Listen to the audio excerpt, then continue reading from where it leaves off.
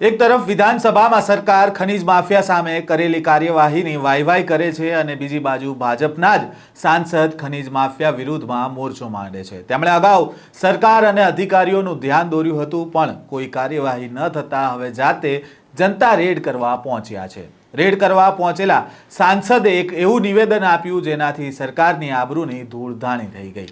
વિગતે વાત કરીએ રેડ કરવા ગયેલા સાંસદની। વૈષ્ણવજન તો તેને કહીએ જે પીડ પરાઈ જાનાને રે। નમસ્કાર, નવજીવન ન્યૂઝમાં આપનું સ્વાગત છે। હું છું જયંત દાફડા।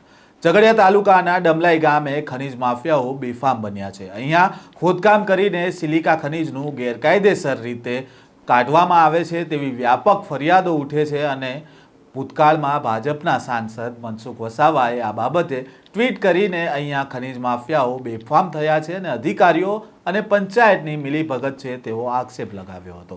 તો બીજી બાજુ સરકાર ખનીજ માફિયાઓ સામે કરેલી કાર્યવાહીના વિધાનસભામાં ગુણગાન ગાય છે અને અમે આટલું કામ કર્યું છે અને આવી કાર્યવાહી કરી છે તેવી વાહવાહી કરે છે, પણ તેમના જ સાંસદ કહે છે કે અહીંયા ખનીજ માફિયાઓ બેફામ બની ગયા છે, ત્યાં કાર્યવાહી નથી થતી। ત્યારે આજે સાંસદ મનસુખ વસાવા અને મહેશ વસાવા સાથે જનતા રેડ કરવા સ્થળ પર પહોંચ્યા હતા અને આ દરમિયાન સાંસદ જનતા રેડ કરવા ગયા ત્યારે મહિલા સરપંચના સસરાએ સાંસદનો ઉધડો લઈ લીધો। પહેલા તો જુઓ સાંસદ જોડે કેવી રીતે તૂતું મેમે થઈ ગઈ અને આ મામલે સાંસદ મનસુખ વસાવાએ શું કહ્યું। સાહેબની વાતમાં હું સમજ છું।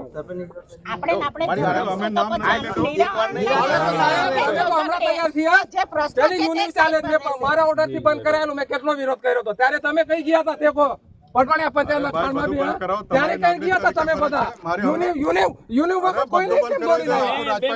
બંધ કરાવી દો, ચાલો હું સમજ છું તમારા સાથે, ચાલો પછી પાછળ ના પડતા છે। અરે સાહેબ મારી પાસે લેખિત છે। કોણ છે?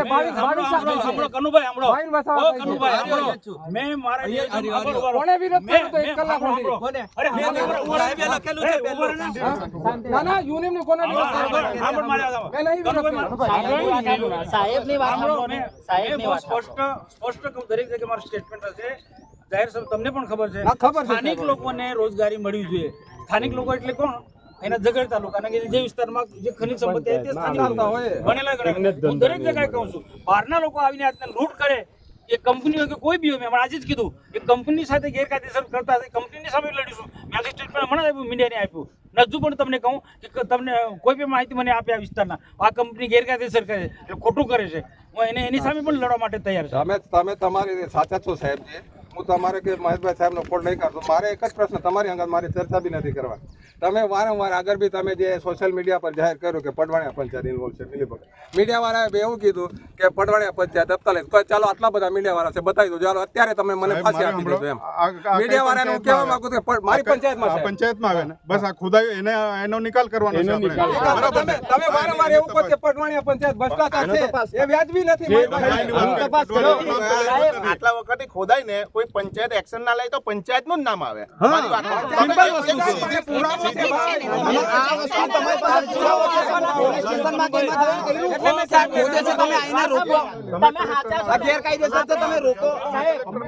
મામલતદારને પણ ઇન્વોલ્વ સાહેબ આમાં એક જ વસ્તુ છે, આપણે અધિકારીઓને લાવીને મપાવવાનું છે, કેટલું લીગલ એ લોકો ખોટેલું પંચાયત આ તે બધો ઉલ્લેખ અધિકારીઓ આપશે, એટલે સ્પષ્ટ પણ આ અરજી છે, આપણી અરજી છે, આ રજૂઆત છે, એનો નિવારો લાવવાનો છે, જેથી કરીને આ સોશિયલ મીડિયામાં ગેરમાર્કેટ એનો સ્પષ્ટ નિકાલ થઈ જશે। બરાબર, આજે સાંસદ સાહેબે બી આપણે કીધું કે આપણે એ જ વસ્તુનો ઉલ્લેખ કરવાનો છે અને આ વસ્તુ લોકો ભરૂચ જિલ્લાના ઝઘડિયા તાલુકાના રાજપાડી પાસે ડમલાઈ ગામમાં કેટલાક ભૂમાફિયાઓએ સિલિકા કાઢવાનું મોટું કૌભાંડની શરૂઆત કરી।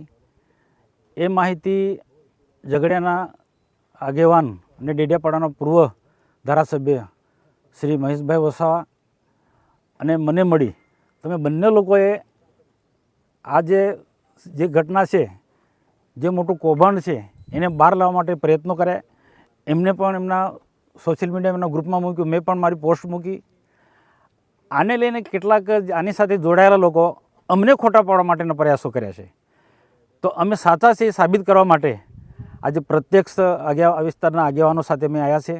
આપ બધા જોઈ શકો છો, મીડિયાના મિત્રો પણ, અને બીજા લોકોને ન દેખાતો હોય અધિકારીનો એ પણ આવીને જોઈ શકે છે. ઓફિસમાં બેઠા બેઠા નહીં જોઈ ભાઈ, અહીંયા સ્થળ પર આવ્યા. જેમ માનનીય મહેશભાઈ વસાવાને હું પોતે અહીંયા આવ્યા એ રીતના બધા, અને મારી સાથેની ટીમ બધા લોકો આવ્યા એ રીતના અધિકારીઓ પણ આવ્યા, આની સાથે જોડાયેલા અધિકારી.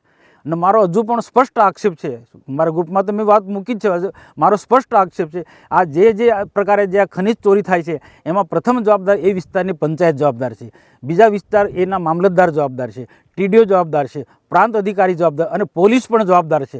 આ બધા જ લોકોની મિલીભગતથી આ પ્રકારની ભૂમાફિયાઓ આ પ્રકારની સિલિકાનું મોટું કૌભાંડ, કરોડો રૂપિયાનું ગેરકાયદેસર કાયદેસર ધંધો કરતા હોય એમને કોઈ વાંધો નથી, રોજગારી મેળવતા હોય એની સાથે કોઈ વાંધો નથી, પણ સ્થાનિક લોકોને રોજગારી મળવી જોઈએ. બહારના લોકો આવીને આ પ્રકારનો ધંધો કરે કોઈ પણ સંજોગોમાં અમે ચલાવી લેવા માંગવાના નથી, માગતા નથી. કોઈને રોજગારી મળે એના માટે અમે સામેથી ખુશી આનંદની લાગણી અનુભવીને સપોર્ટ કરીએ છીએ, પરંતુ ખોટું નહીં કરવું જોઈએ. અને કેટલાક જનતાને પણ મારી અપીલ છે કે કેટલાક આ ભૂમાફિયા અમારા વિરુદ્ધમાં ગેરમાર્ગે લોકોને ચડાવ ઉશ્કેરી રહ્યા છે, અમારા ઉપર ક્યાંક બની શકે તો હુમલા પણ કરવાના પ્રયાસો કરે. આજે મને ફોન આવ્યા કે ત્યાં ના જશો ને વાતાવરણ દોડાય છે, ગંભીર વાતાવરણ. કંઈ વાંધો નહીં, અમે સત્યની લડાઈ લડી છે અને સત્ય માટે લડે છે. મહેશભાઈ પણ ડેડિયાપાડામાં વર્ષોથી ધારાસભ્ય તરીકે આ સત્યની લડાઈ લડ્યા છે. એમના પિતાશ્રી છોટુભાઈના માર્ગે લડાઈ લડી રહ્યા છે. ત્યારે આમ જનતાને પણ અમારી વિનંતી છે કે અમે સાચી લડાઈ લડી છે. આદિવાસીના હક અને અધિકાર માટેની લડાઈ લડી રહ્યા છે. આદિવાસીનો હક અને અધિકાર પંચાયત તો એકલો નથી, એના આમ પ્રજા આખા ગામને લોકોનો આ જે ચાલે છે આ કૌભાંડ, એ ગામના લોકોને રોજગારી મળે એના નિયમ પ્રમાણે એમનો કોઈ વાંધો નથી. પરંતુ આજે કેટલાક ભૂમાફિયાઓ, રેત માફિયાઓ, સિલિકા માફિયાઓ, આ સિલિકા માફિયા રાજપાડમાં જો ક્યાં ક્યાં ઠેર ઠેર એજન્સીઓ ઠોકી બેસાડી છે. એ બધા લીગલી નથી. સરકારની જે કેટલાક નિયમો છે, પોલિસી છે, એનો વિરુદ્ધ જઈને આ બધું ઠેર ઠેર સિલિકા કૌભાંડ કરી રહ્યા છે.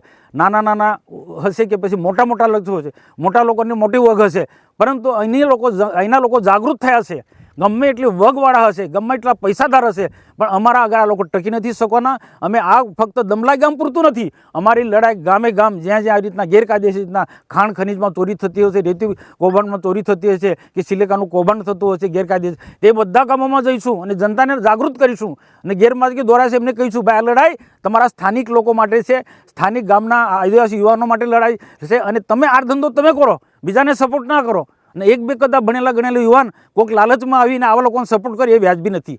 તો આવનારા દિવસોની અંદર અમે વહીવટીતંત્રનું પણ ધ્યાન દોર્યું છે અને હજુ પણ ધ્યાન દોરવાના છે. હું મહેશભાઈ સાથે જઈને કલેક્ટરને રજૂઆત કરીશું. આની તપાસ થવી જોઈએ. એમાં પંચાયતના પણ જવાબદાર લોકો છે, એમાં સરપંચ હશે, તલાટી હશે, મામલતદાર પણ જવાબદાર છે, પોલીસ પણ તેટલી જવાબદાર, ટીડીઓ પણ તેટલો જવાબદાર અને પ્રાંત અધિકારી પણ તેટલો જવાબદાર છે. આજે જો મહેશભાઈ પોસ્ટ મૂકી, મેં પોસ્ટ મૂકી, આ ખાલી પોલીસ બંદોબસ્ત એકલા આવ્યા છે અમને બીવડાવવા માટે, પણ અધિકારી જેમની ખરેખર જેમની જવાબદારી છે, ખાણ ખનીજથી માંડીને બધા જ લોકો, મામલતદાર કે પ્રાંત કે જે હશે એ બધા લોકો અહીંયા આવવું જોઈતું હતું. અને આ સ્થળ પર અમે બતાવતા એમને કદાચ આંધળા લોકો એમને પાટા બાંધેલા છે, પ્રાંતના અધિકારીને પાટા બાંધેલા છે, મામલતદારને પાટા બાંધેલા છે, ખાણ ખનીજના અધિકારીને પાટા બાંધેલા છે, કે પોલીસના અધિકારી જે નિયમને હપ્તા લે છે એમને પાટા બાંધેલા હશે. અને સરપંચના અહીંયા આવતા તે અમને જે પડકાર ફેંક્યો છે એમને બતાવતા સરપંચની પાસે જો હું એ ટીમ જો વિનંતી કરું છું તમે જાતે અહીંયા આવો, ગામ પંચાયતની તમારા ક્યાં આખી બોડી આવે ને જુઓ કે તમારા પંચાયતની અંદર કેટલું ગેરકાયદેસર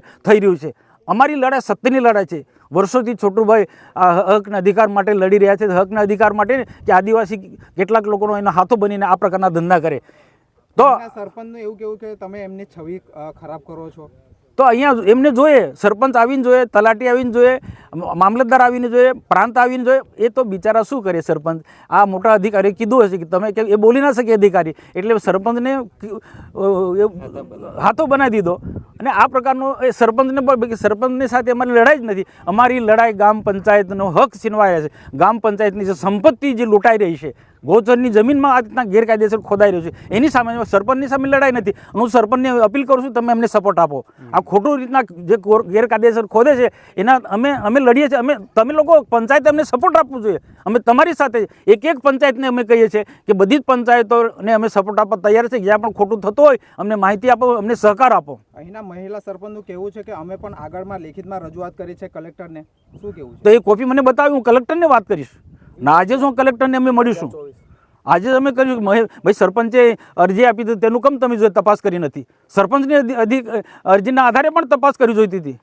ના કલેક્ટર સાહેબને અમે ચોક્કસ નવા સાહેબ આવ્યા છે, એમને આખી સ્થિતિનો ખ્યાલ નથી, પણ પ્રાંત અધિકારી, મામલતદાર, ખાણ ખનીજ, પોલીસના લોકોને આ બધું ખબર છે, જીઓલોજિસ્ટ, આ બધા જ લોકોને ખબર છે.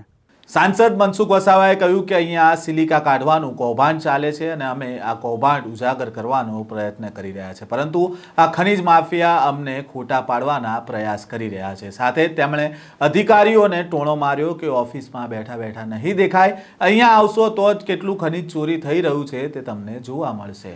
અધિકારીઓ ખનીજ માફિયા સાથે જોડાયેલા છે ને એટલા માટે જ આંખ આડા કાન કરે છે. પંચાયત, મામલતદાર, પ્રાંત અને પોલીસ પણ આ મામલે જવાબદાર છે અને બહારના લોકો અહીંયા આવીને આ ધંધો કરી જાય તેવું અમે નહીં ચલાવી લઈએ. સાંસદે આ વિસ્તારમાં થતી ગેરરીતિ અંગે સવાલ ઉઠાવ્યા ત્યાં સુધી તો બરાબર હતું, પણ તેમણે કહ્યું કે બની શકે કે મારી ઉપર હુમલાના પ્રયાસ પણ થાય. આજે ફોન કરીને એક વ્યક્તિએ કહ્યું કે ત્યાં ન જશો, વાતાવરણ ડહોળાયેલું છે. વિચાર કરો કે સાંસદ રેડ કરવા જાય ને હુમલાના પ્રયાસ થાય તો જનતા આ ખનીજ માફિયા સામે આંખ ઉઠાવીને પણ જોવે તો તેના હાથ પગ સાજા રહેવા દે ખરી?